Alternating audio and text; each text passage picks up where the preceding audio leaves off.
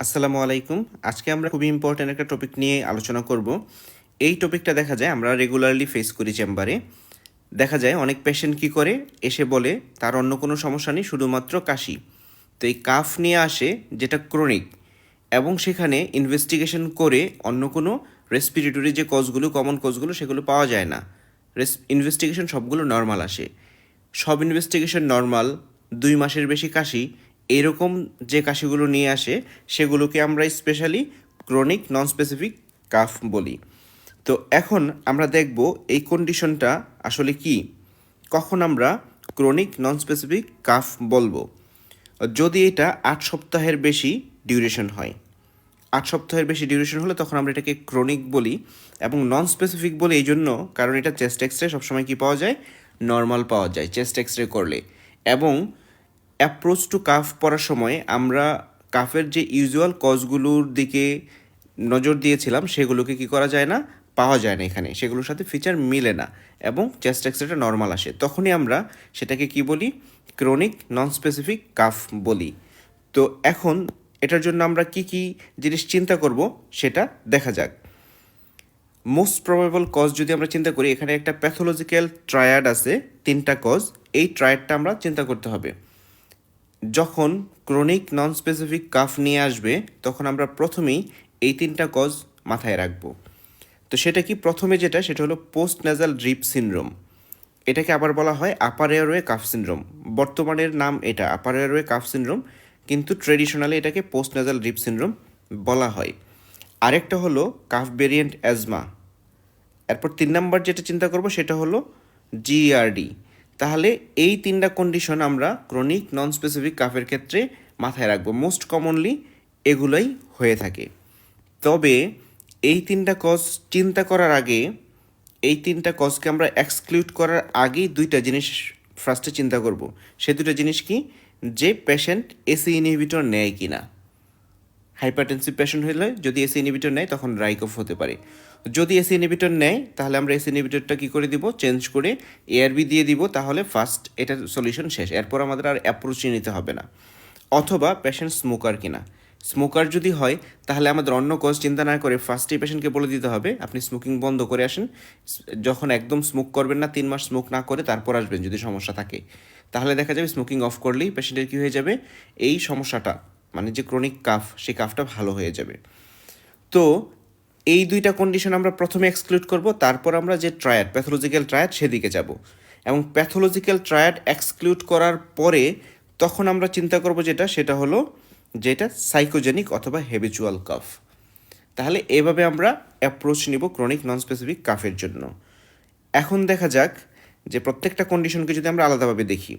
প্রথমে যেটা আমাদের সবচেয়ে কমন যে কারণে হয় সেটা হলো পোস্টনেজাল ড্রিপ সিনড্রোম অথবা আপার এয়ারওয়ে কাফ সিনড্রোম। তো এই সমস্যাটা যদি হয় তখন কিভাবে আসে, কি নিয়ে প্রেজেন্ট করে, সেটা আমরা প্রথমে দেখি। আসলে এই কন্ডিশনটার প্যাথোলজি যদি চিন্তা করি সেটা হলো over production of mucus in the back of the nose and throat. Throat এবং নোজের পিছনের দিকে কি হয়, ব্যাক সাইডে অনেক বেশি মিউকাস প্রোডাকশন হয়। সেই মিউকাসগুলো কী করে, স্লাইডিং হয়ে নিচের দিকে যেতে থাকে। সেই জন্য কিছু কমন সিমটম তৈরি করে, যেমন কি হয়, frequently clearing of the through. পেশেন্টকে দেখা যায় সামনে এসে বসে বসে কী করে থ্রট ক্লিয়ার করতেছে। থ্রট ক্লিয়ার করার জন্য যে একটা কাশির মতো ভিতর থেকে মনে হয় যে থ্রটটাকে ক্লিয়ার করে। অথবা কিছু কিছু ক্ষেত্রে মনে হয় যে পেশেন্ট কী করে, যে মিউকাসটা সোয়ালো করে, একটু পরপর ডুক গেলতে দেখা যায় পেশেন্টকে। আবার কেউ কেউ কী করে, এই থ্রট ক্লিয়ার করে যেটাকে নিয়ে আসে, মুখে নিয়ে আসে, এটাকে স্পিটিং করে, মানে থুতু ফেলার মাধ্যমে সেটাকে ফেলে দেওয়ার ট্রাই করে। এই মানে সিমটমগুলো নিয়ে আসে পেশেন্ট। এরকম যদি আসে তখন আমরা সেটাকে মনে করব এটা পোস্টনেজাল ড্রিপ সিনড্রোম। তো এটার অনেকগুলো কজ থাকতে পারে, যেমন মোস্ট কমনলি অ্যালার্জিক রাইনাইটিস থেকেও হতে পারে, অথবা এখানে ইভেন ব্যাকটেরিয়াল ইনফেকশন যেমন মেক্সিলারি সাইনোসাইটিস এগুলো থাকলে হতে পারে। তবে এই কজগুলোকে আবার আমরা যদি চিন্তা করি এক্সক্লুড করার ট্রাই করতে পারি। তবে আমরা যদি পোস্টনেজাল ড্রিপ সিনড্রোম চিন্তা করি তখনই আমরা কি করব, এম্পেরিক্যাল ট্রিটমেন্ট চালু করে দিব। সেই ট্রিটমেন্টটা কি হবে, যে অ্যালার্জিক রাইনাইটিস আমরা পড়েছি এর আগের লেকচারে, সেই অ্যালার্জিক রাইনাইটিসের মতো ট্রিটমেন্ট দিব। ট্রিটমেন্ট অপশন কী কী থাকে ইউজুয়ালি সেখানে, যে অ্যান্টিহিস্টামিন দিব আমরা সেখানে, অ্যান্টিহিস্টামিনের সাথে যদি নেজাল ব্লক থাকে তখন ডিকনজেস্টেন্ট দিব, এরপর সাথে কি দিব আমরা ইনহেলেশনাল স্টেরয়েড।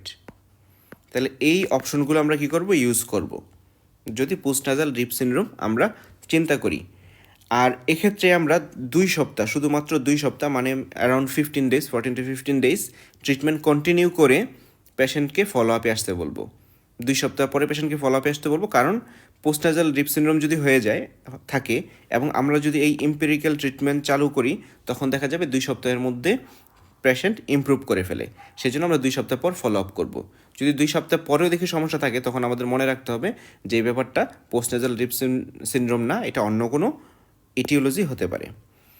এখন অন্য যে জিনিসটা আমরা চিন্তা করব, সেকেন্ড যে জিনিসটা, সেটা হলো কাফ ভেরিয়েন্ট অ্যাজমা। তো এটা তো এক ধরনের অ্যাজমাই, তবে অ্যাজমার সাথে এখানে ডিফারেন্সটা কি? অ্যাজমার যে ফিচারগুলো, সেই ফিচারগুলোর মধ্য থেকে এখানে স্পেশালি শুধু দেখা যায় যে কাফ থাকে, অন্য যে সমস্যাগুলো থাকে সেই সমস্যাগুলো এখানে হয় না। হুইজিং, চেস্ট টাইটনেস, এই প্রবলেমগুলো দেখা যায় কি কাফ ভেরিয়েন্ট অ্যাজমাতে থাকে না, মেইন সিমটমটাই থাকে কাফ। এবং অ্যাজমাতে আমরা জানি এই কাফটা কি থাকে, রাতে বেশি হয়, ওটস অ্যাট নাইট, এবং এটা এক্সাজারবেটেড হয় কোল্ড এক্সপোজার, ডাস্ট এক্সপোজার অথবা এক্সারসাইজের পরে। তবে নর্মাল যে ব্রঙ্কিয়াল অ্যাজমার সাথে কাফ ভেরিয়েন্ট অ্যাজমার ডিফারেন্সটা হলো এখানে স্পাইরোমেট্রিটা নর্মাল থাকে। আমরা ব্রঙ্কিয়াল অ্যাজমাতে যখন স্পাইরোমেট্রি করি, তখন কি রেসপিরেটরি ফাংশন টেস্টের অ্যাবনর্মালিটি পাওয়া যায়, আর এখানে কি হয় কাফ ভেরিয়েন্ট অ্যাজমাতে স্পাইরোমেট্রিটা নর্মাল থাকে। এইটুকু আমাদের মাথায় রাখতে হবে।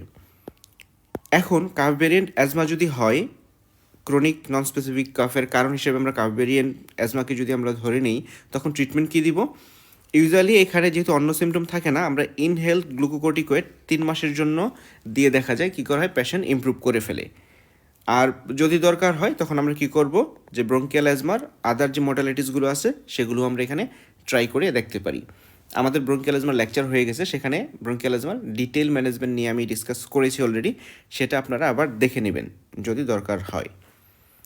এরপর আমরা যে কারণটা চিন্তা করব সেটা হলো জার্ড। এটা আসলে এলিমেন্টারি সিস্টেমের ডিজিজ, কিন্তু সেটার কারণে কী হতে পারে, কাফ নিয়ে আসতে পারে। তো যদি কাফ নিয়ে আসে, আমরা পোস্টনাজাল ড্রিপ সিনড্রোম অথবা কাফ ভেরিয়েন্ট অ্যাজমা আমরা পেলাম না, সেটার সাথে আমাদের কি করে না, পেশেন্টের ফিচারটা মিলে না, এরকম যদি হয়, তখন আমরা জার্ড আছে কি না সেটা আমরা চিন্তা করব। তো জার্ড হওয়ার ক্ষেত্রে আমরা যে জিনিসগুলো মনে রাখবো পেশেন্ট প্রোফাইলে, সেটা হলো যে ইউজুয়ালি ওভারওয়েট পেশেন্টদের হয়। ওভারওয়েট পেশেন্ট এরকম ক্রনিক কাফ 2 মাসের বেশি কাশি নিয়ে আসছে, তখন আমরা জার্ডটাকে মাথায় রাখবো। তখন আমরা জার্ড কিনা সেটার জন্য কিছু জিনিস জানতে চাইবো, সেটা হলো কি কাফটা কখন হয়। যদি জার্ড হয় সেটা ইউজুয়ালি ওকার ডিউরিং ইটিং, খাওয়ার সময় অথবা আফটার মিল, খাবার পরপর, অথবা হাসাহাসি করার সময়, লাফিংয়ের সময় কি হয়, জার্ডের যে কাফটা সেটা হয়। তবে এটা যেটা ব্রঙ্কিয়াল অ্যাজমার যে ফিচারটা মানে কাফ ভেরিয়েন্ট অ্যাজমা যেটা ছিল, সেটার সাথে এটার মেইন ডিফারেন্সটা হলো এটা রাতে হয় না। মানে এটার জন্য কি হয় না, স্লিপ থেকে উঠে যাবে, ঘুম ভেঙে উঠে যাবে, সেটা হয় না। ডিউরিং স্লিপ কাফটা জার্ডে হয় না। আর কাফ ভেরিয়েন্ট অ্যাজমাতে ডিউরিং স্লিপ মানে স্লিপ টাইমে যেগুলো তখন বেশি হয়, রাতে বেশি হয়। আর এখানে জার্ডের যে টিপিক্যাল সিমটম সেটা থাকে হার্টবার্ন, রিগার্জিটেশনের কি থাকবে, সেখানে হিস্ট্রি থাকবে। তো জার্ড যদি হয় আমরা জার্ডের মতোই ম্যানেজমেন্ট করব। তো সেখানে ম্যানেজমেন্টটা কীরকম হবে, যে এখানে জার্ডের সবচেয়ে মেইন যেটা প্রথম পয়েন্ট, সেটা হলো লাইফস্টাইল মডিফিকেশন করতে হবে। এটা খুবই ইম্পর্ট্যান্ট। এর মধ্যে কী কী পড়ে, ওয়েট রিডাকশন করতে হবে, avoidance of fatty and spicy food, avoid করতে হবে fatty food and spicy food, are not going to bed just after মিল। এটা খুব ইম্পর্ট্যান্ট, যে জাস্ট খাওয়ার পরই বিছানায় শুয়ে পড়বে এরকম যদি হয়, তাহলে জারটা কী হয়, এক্সাজারবেটেড হয়। সেক্ষেত্রে খাওয়ার পর কিছুক্ষণ হাঁটাহাঁটি করে তারপর শোয়ার জন্য, আধা ঘন্টা পর শোয়ার জন্য পেশেন্টকে অ্যাডভাইস দেওয়া হবে। আর এখানে ড্রাগ ম্যানেজমেন্ট যদি বলি, এখানে পিপিআই দিতে হবে। এখানে পিপিআইটা একটু কী দিতে হয়, স্ট্রেংথ বেশি দিতে হয়। যেমন 40 মিলিগ্রাম বিডি দিতে হয়, 2 বেলা 40 মিলিগ্রাম করে দিতে হবে, এবং এটা মিনিমাম 2 মাস থেকে 6 মাস পর্যন্ত কী করতে হবে, কন্টিনিউ করতে হবে। তাহলে কি হবে, জার্ডের ইমপ্রুভমেন্ট হবে। সাথে ডমপেরিডনকে দিতে হবে 10 মিলিগ্রাম, জানি আমরা ডমপেরিডন, এটা 3 বেলা 1 সপ্তাহ দিয়ে দেখতে হবে, তাহলে এটা কী হবে, র্যাপিড রিকভারি হবে। তবে ডমপেরিডন মেলের ক্ষেত্রে দেওয়ার ক্ষেত্রে একটু সতর্ক থাকতে হবে। অনেক ক্ষেত্রে দেখা যায় কি হয়, ডমপেরিডন কী করে মেলের ক্ষেত্রে ইম্পর্টেন্সি করতে পারে। তো এটা সাময়িক ইম্পর্টেন্সি, সেক্ষেত্রে কী করতে হবে, ডমপেরিডন বন্ধ করে দিলেই ঠিক হয়ে যাবে। তাহলে জার্ড যদি হয় কারণ, তখন আমরা এভাবে ট্রিট করব। এরপর যেটা এই কজগুলো এক্সক্লুড করার পর আমরা যেটা চিন্তা করি সেটা হলো সাইকোজেনিক অথবা হেবিচুয়াল কাফ। তো সাইকোজেনিক আর হেবিচুয়াল আমরা দেখেই বলে দিব না, এখানে যেটা ক্রনিক নন স্পেসিফিক কাফের ক্ষেত্রে ম্যাক্সিমামকেই আমাদের ডাক্তারদের টেন্ডেন্সি আছে ধরে নিই সবগুলোই সাইকোজেনিক কাফ। এরকম না, প্রথমে আমরা যে কজগুলো ছিল সবগুলো কজকে এক্সক্লুড করব, তারপর কিছু সাইকোজেনিকের পক্ষে কিছু ফিচার আমরা যদি পাই তখন সাইকোজেনিক বলবো। সাইকোজেনিকের পক্ষে ফিচার কি, যে এটা do not calf during slip, মানে ঘুমের সময় ঘুম থেকে জেগে যায় কাশতে কাশতে, এটা হয় না। এটা কিন্তু জার্ডের ক্ষেত্রেও হয় না, কিন্তু এখানে স্পেশাল যেটা থাকে যে এনজয়েবল ডিস্ট্রাকশন যখন হয় তখন কাফটা হয় না। এটা কেমন, যেমন একজন মুভি দেখতেছে, সে সারাদিন কাশে, যখন মুভি দেখতেছে তখন তার কাশি হয় না। অথবা সে বন্ধুদের সাথে আড্ডা দিচ্ছে কোনো একটা গুরুত্বপূর্ণ বিষয়ে, সে গল্প করতেছে, সে টিভিতে খেলা দেখতেছে, তখন তার কাশি হচ্ছে না। এরকম যদি হয় তখন ধরে নিতে হবে সেটা সাইকোজেনিক অথবা হেবিচুয়াল কাফ। এবং সেক্ষেত্রে সাইকোথেরাপিটা ট্রিটমেন্ট, সাইকোথেরাপি দিলে অনেক ইমপ্রুভমেন্ট হয়। এবং আমার দেখা পেশেন্ট আছে যার সাইকোথেরাপিতে ইমপ্রুভমেন্ট হয়েছে। এরকম সবগুলো কজ এক্সক্লুড করার পর যখন এটা সাইকোজেনিক চিন্তা করা হলো তখন এটা সাইকোথেরাপি দেওয়া হয়, যেখানে আমরা জানি যে সিবিটি কগনিটিভ বিহেভিয়ারাল থেরাপিগুলো এখন সেন্টার আছে ঢাকাতে অনেক, সেখানে থেরাপি দেওয়ার পর সেটা ইমপ্রুভমেন্ট হয়। তাহলে এই কজগুলো আমরা সবগুলো যে ক্রনিক নন স্পেসিফিক কাফের জন্য যে কজগুলো আছে সবগুলো কজ আমরা কি করলাম এখানে এক্সক্লুড করলাম, তারপর সাইকোজেনিক চিন্তা করলাম। এখানে দেখা গেল, এখানে যদি একটা স্লাইড আমাদেরকে আবার দেখতে হবে পুরোটাকে আমরা রিভিউ করার জন্য, যে যখন ক্রনিক নন স্পেসিফিক কফ নিয়ে আসবে আমরা এই তিনটা ডিজিজ কন্ডিশন মাথায় রাখবো। আর এই তিনটা ডিজিজ কন্ডিশন মাথায় রাখার আগে আমরা যে কাজটা করব সেটা হলো একটা হিস্ট্রি নিয়ে নিব, এসি ইনহিবিটর খায় কিনা অথবা পেশেন্টটা স্মোকার কিনা।